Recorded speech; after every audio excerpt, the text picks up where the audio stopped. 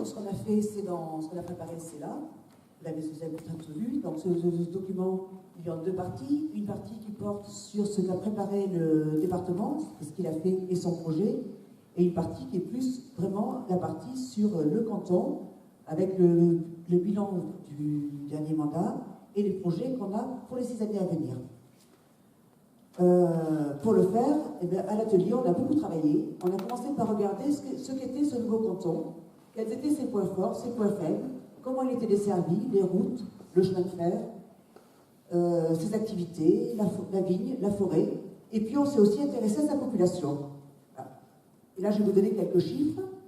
Donc, Serge disait un canton de 14 600 habitants.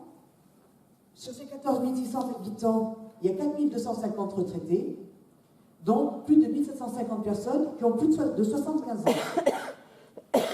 On a 1 800 personnes sans activité professionnelle et on compte 350 femmes seules avec enfants en grande précarité.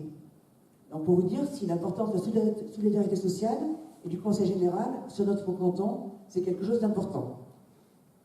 On a aussi quand même, c'est pas 360 exploitations agricoles qui emploient 800 personnes et on compte 6100 actifs occupés. Donc c'est pour dresser un petit peu la population de notre canton. Et par rapport à ça, l'action sociale, elle prend tout son sens parce que le département accompagne les familles tout le long de leur vie. Ça commence avec la petite enfance, avec la protection maternelle et infantile. Ça continue avec l'aide aux familles en difficulté, avec le RSA, avec toutes les activités d'insertion qu'il peut y avoir, qui permettent aux familles de sortir, aux personnes de sortir du RSA pour retrouver une activité professionnelle. Pour cette fois, il vient de se tenir un chantier d'insertion qui a duré, qui a duré près d'1 an.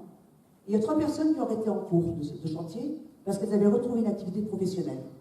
Et là, je crois qu'on peut dire que c'est une grande réussite pour l'insertion et pour ressortir de l'assistanat.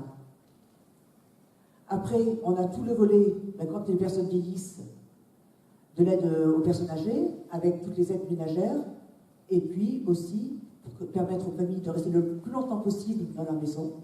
Et après, quand l'indépendance arrive, il y a les structures d'APA qui sont financées dans la rénovation et leur développement par le Conseil général. Donc ça, c'est vraiment l'action sociale au sens propre. Mais l'action sociale, pour moi, ça ne s'arrête pas là. L'action sociale, c'est aussi en lien avec l'aménagement du territoire au niveau du lac de Burson. Quand ce lac, le Conseil général le reprend en charge, le modernise et fait en sorte que les familles puissent aller y pique-niquer, se baigner gratuitement. Pour toutes les familles du canton qui ont des petits revenus, qui n'ont pas la possibilité d'avoir des piscines chez eux, qui n'ont pas forcément les moyens d'aller passer tous les week-ends sur le bassin d'Arcachon, ils peuvent, là, le week-end, après les journées de travail, même si les enfants passent la journée au centre aéré, ils peuvent se retrouver en famille dans un endroit où ils vont se détendre. Et là, on est dans la solidarité sociale. La solidarité sociale, c'est aussi le transport scolaire. Quand les enfants qui sont dans les petits hameaux un peu isolés, le quart de ramassage vient les prendre pour les amener à l'école, sans que ça coûte trop cher aux familles, sans que les parents qui sont peut-être pas disponibles pour les amener, on est dans la solidarité sociale.